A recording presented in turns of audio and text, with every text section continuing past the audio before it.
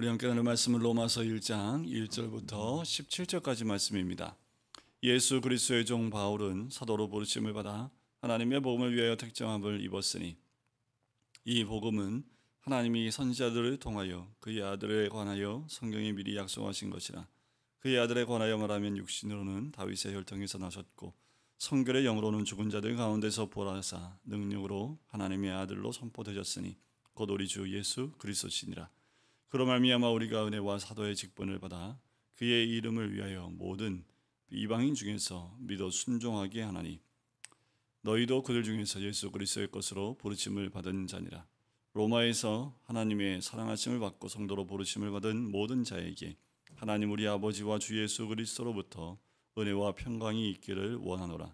먼저 내가 예수 그리스도로 말미암아 너희 모든 사람에 관하여 내 하나님께 감사함은 너희 믿음이 온 세상에 전파됨이로다. 내가 그의 아들의 복음 안에서 내 심령으로 섬기는 하나님이 나의 증인이 되시거니와 항상 내 기도에 쉬지 않고 너희를 말하며 어떻게 하든지 이제 하나님의 뜻 안에서 너희에게 나아갈 좋은 길 얻기를 구하노라. 내가 너희 보기를 간절히 원하는 것은 어떤 신령한 은사를 너희에게 나누어 주어 너희를 견고하게 하려 함이니 이는 곧 내가 너희 가운데서 너희와 나의 믿음으로 말미암아 피치 아니함을 얻으려 함이라. 형제들아, 내가 여러 번 너희에게 가고자 하는 것을 너희가 모르기를 원하지 아니하노니 이는 너희 중에서도 다른 이방인 중에서와 같이 열매를 맺게 하려 함이로되 지금까지 길이 막혔도다. 헬라이나 야만인이나 지혜 있는 자나 어리석은 자에게 다 내가 빚진 자라. 그러므로 나는 할 수 있는 대로 로마에 있는 너희에게도 복음 전하기를 원하노라. 내가 복음을 부끄러워하지 아니하노니 이 복음은 모든 믿는 자에게 구원을 주시는 하나님의 능력이 됨이라. 먼저는 유대인에게요 그리고 헬라인에게로다. 복음에는 하나님의 의가 나타나서 믿음으로 믿음에 이르게 하나니 기록된 바 오직 의인은 믿음으로 말미암아 살리라 함과 같으니라. 아멘. 오늘부터 로마서의 말씀을 이제 1장부터 함께 나누고자 합니다. 이 로마서는 굉장히 유명하지요.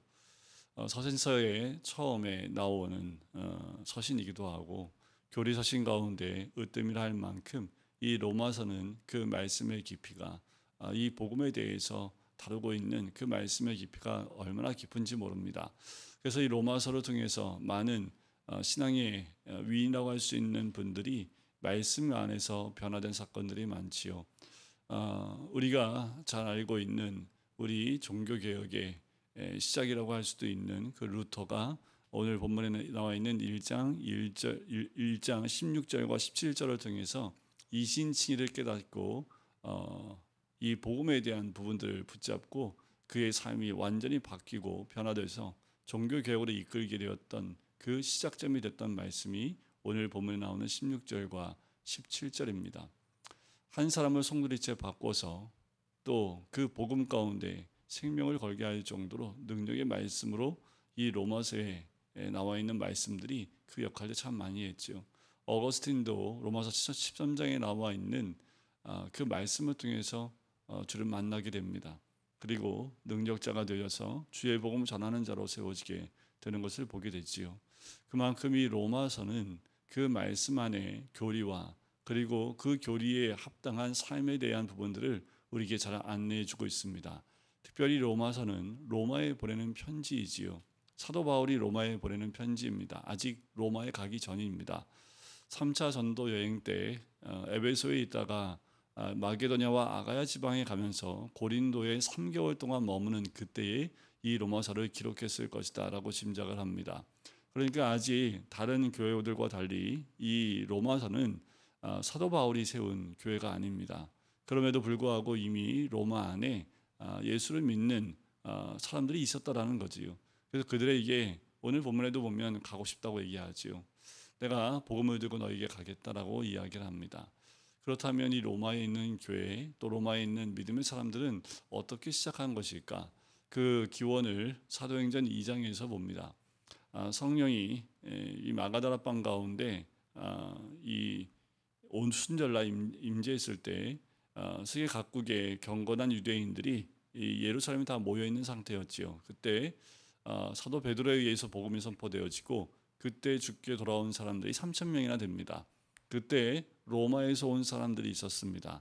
그들이 복음을 듣고 믿고 로마로 돌아가 그 복음을 나누었다라고 보고 있고, 그래서 로마에 많은 유대계 기독교인과 그리고 이방인 기독교인들이 함께 있었을 것이다라고 짐작을 해요. 자, 지금 그들에게 아직 만나지 못했지만 그들의 소식을 들었던 거지요. 그래서 오늘 8절 말씀에도 보면 내가 예수 그리스도로 말미암아 너희 모든 사람에 관하여 하나님께 감사함은 너희 믿음이 온 세상에 전파됨이로다라는 거예요.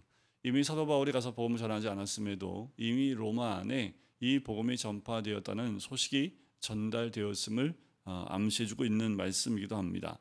자, 특별히 1절 말씀에 보면 항상 사도 바울은 편지를 쓸 때 자신을 소개하는 것으로 이 편지를 시작을 합니다. 지금의 편지 형식과 좀 다르게 이때 당시의 편지 형식은 자신을 소개하고 또 받는 자들에 대한 이야기를 하면서 누가 받는지, 그리고 그 받는 자들에 대해서 축복하는 내용, 은혜와 평강이 있기를 원하노라 하면서 그렇게 시작을 합니다. 그래서 사도 바울이 쓴 편지를 보면 거의 동일한 패턴으로 시작하는 모습을 봐요. 그럼 사도 바울이 자신을 이 로마 사람들한테 어떻게 소개하고 있는지 1절에 잘 나와 있지요. 예수 그리스도의 종 바울은 이라고 시작을 합니다.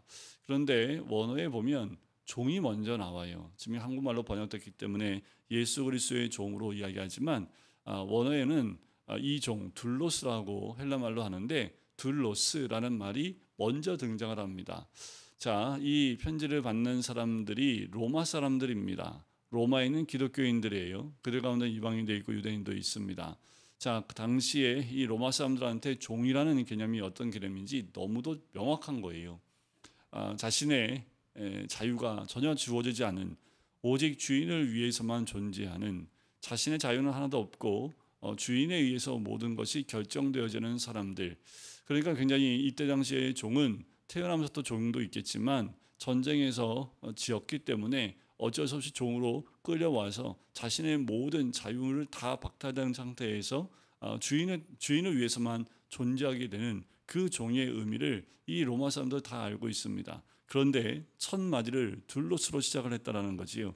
바로 자신이 종입니다. 누구의 종이에요? 예수 그리스도의 종이라는 거지요. 그 말은 예수 그리스도에 의해서 나의 모든 것이 결정된다라는 겁니다. 나에겐 자유가 없고 오직 예수 그리스도의 말씀에 따라 움직이는 자임을 스스로 고백하고 있는 거지요.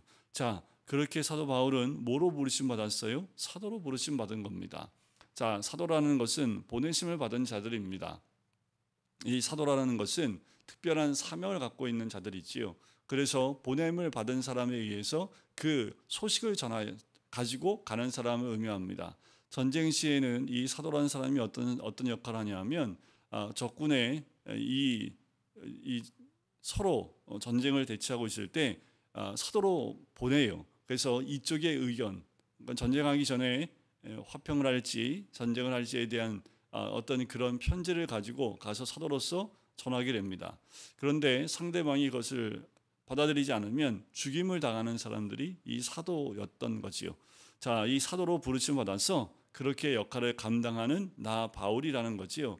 자, 그런데 자신이 어떤 사람인지 정체성에 대해서 이야기하는데 하나님의 복음을 위하여 택정함을 입었다라는 거예요. 하나님의 복음을 위하여, 이제 1장 1절부터 17절 전체가 말하고 있는 것이 그 내용입니다. 복음에 대해서 얘기하고 있는 거지요. 그런데 복음을 위해서 택정함을 입었대요. 택정함을 입었다는 택정함은 구별됐다는 것을 의미합니다. 하나님의 복음에 의해서 위에서 구별된 자로 입음을 받았다라는 거예요. 사도 바울 자신을 그렇게 고백을 하지요. 그러면서 이 복음은 바로 예수 그리스도이신데 그 예수 그리스도는 육신으로는 3절에 다윗의 혈통이었고 4절에 보면 영으로는 부활하심으로 말미암아 하나님의 아들로 선포되었는데 바로 그분이 예수 그리스도라는 거지요. 곧 복음은 예수 그리스도임을 선포하고 있는 겁니다. 바로 6절에 보면 너희도 그들 중에서 예수 그리스도의 것으로 부르심을 받은 자니라라는 거예요. 바로 너희들도 예수 그리스도의 것이다, 그렇게 부름받은 자들이다라는 거죠. 이것은 우리에게도 해당되는 거지요. 우리 모두도 예수 그리스도의 것으로 부름받은 자들인 줄 믿습니다. 부름받은 자는 그 부른 자에 의해서 모든 것이 결정되는 거지요. 그러니까 우리는 다 어디 속한 사람들이다? 예수 그리스도께 속한 받은 자들이다라는 거예요. 그러면서 기도를 한다고 얘기합니다. 9절에 보면 끝에 내가 기도에 쉬지 않고 너희를 말한다라는 거지요. 10절에 보면 너희에게 나아갈 좋은 길 얻기를 구한다. 아직 가지 않았음을 얘기하지요. 그러면서 11절에 보면 내가 왜 가고 싶은지 얘기합니다. 먼저 신령한 은사를 너희에게 나눠주고요. 그리고 더 나아가서 12절에 보면 너희와 나의 믿음으로 말미암아 피차 아니함을 얻게 하려 합니다. 얻으려 함이라는 거지요. 너의 믿음도 확인하고 나에게 있는 믿음, 그 복음을 서로 확인하며 서로에게 안위가 되어지는 그 시간을 갖기 원하고, 세 번째는 뭐냐면 13절에 나옵니다. 바로 다른 이방인 중에서와 같이 열매를 맺게 하려 함이로다라는 거예요. 이것이 너희들에게 가기를 원하는 이유이다 라는 거지요. 하지만 어떻다는 거예요? 13절 끝에 길이 막혔다라는 거지요. 자, 그러면서 14절에 보면 사도 바울이 자신이 빚진 자라고 얘기를 합니다. 자, 이 빚진 자라는 것은 자신이 철저한 사명감을 가지고 있음을 이야기합니다. 누구한테 빚진 자입니까? 빚진 자가 해야 될 게 뭐예요? 갚아야겠지요. 근데 사도 바울은 어떤 사명을 갖고 있냐면 헬라인이나 야만인이나, 여기서 이 야만인이라는 그 말은 헬라어를 사용하지 않는 모든 사람들을 의미합니다. 그러니까 헬라 사람들과 헬라 사람 아닌 모든 사람들, 이렇게 나눠지겠지요. 또 지혜 있는 자나 어리석은 자, 그 말은 뭐예요? 모든 사람에게 나는 빚진 자다라고 고백하고 있는 겁니다. 그러니까 빚진 자가 해야 될 건 뭐예요? 갚아야지요. 그러니까 사도 바울은 죽기까지 이 빚진 자로서 갚는 삶을 살겠다라고 이야기하고 있는 겁니다. 15절에 보면 나는 할 수 있는 대로 로마에 있는 너희에게도 복음 전하기를 원한다라고 이야기하지. 이것이 이 서신서를 쓰게 된 목적이라는 것을 알 수 있습니다. 복음을 전하기 위한 거예요.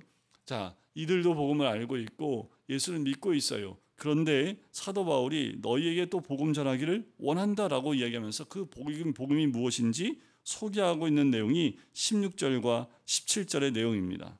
내가 복음을 부끄러워하지 아니하노니 이 복음은 모든 믿는 자에게 구원을 주시는 하나님의 능력이 됨이라는 거죠. 누구한테요? 모두에게라는 거예요. 유대인에게나 헬라인에게나. 이 복음은 구원을 주시는 누구한테요? 믿는 자에게, 부르심을 받은 자에게, 택함을 입은 모든 자들에게 구원을 주시는 하나님의 능력이 됨을 이야기합니다. 복음에 대한 믿음의 확신을 이야기하지요. 부끄럽지 않은 이유가 뭐라고요? 나에게 복음은 능력이 되기 때문이다라는 거예요. 오직 의인은 믿음으로 말미암아 살리라는 17절 말씀으로 이 복음에 대해서 정리를 합니다.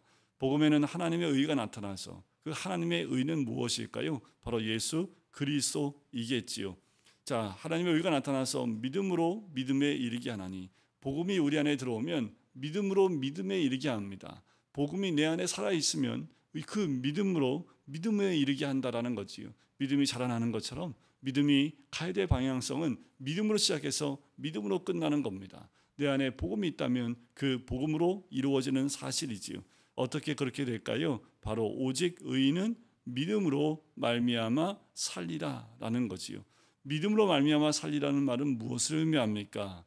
자, 어떤 일에도 하나님의 오르심을 인정하고 하나님의 보호하심을 바라는 것, 그것이 믿음으로 산다는 고백입니다. 바로 복음을 믿고 있는 자들, 복음의 능력을 경험한 자들, 그 복음에는 믿음으로 믿음에 이르게 하는 그 능력이 있는 그 복음 가운데 있는 자는 믿음으로 살게 될 수밖에 없음을 고백하고 있는 거죠. 이것은 세월이 지나고 또 몇 세기가 지난 지금에도 변함이 없는 복음의 능력입니다. 복음은 바로 예수 그리스도이시지요. 그 예수 그리스도가 우리 안에 살아 있으면 믿음으로 믿음에 이르게 하는, 지금도 그 가운데 있는 우리들, 그래서 우리가 어떻게 살아요? 믿음으로 사는 것, 그것이 바로 우리가 살아야 될 믿음의 고백인 줄 믿습니다. 우리 모두도 이 사도 바울의 고백처럼 그 믿음 가운데 있기를 주님의 이름으로 간절히 축원드립니다. 기도하겠습니다. 사랑의 주님, 사도 바울은 무엇 때문에 그렇게 복음에 한 달이 난 사람처럼 한 사람이라도 그 복음을 더 전하기 위해서 애를 쓰고 있는 그의 모습을 보게 됩니다.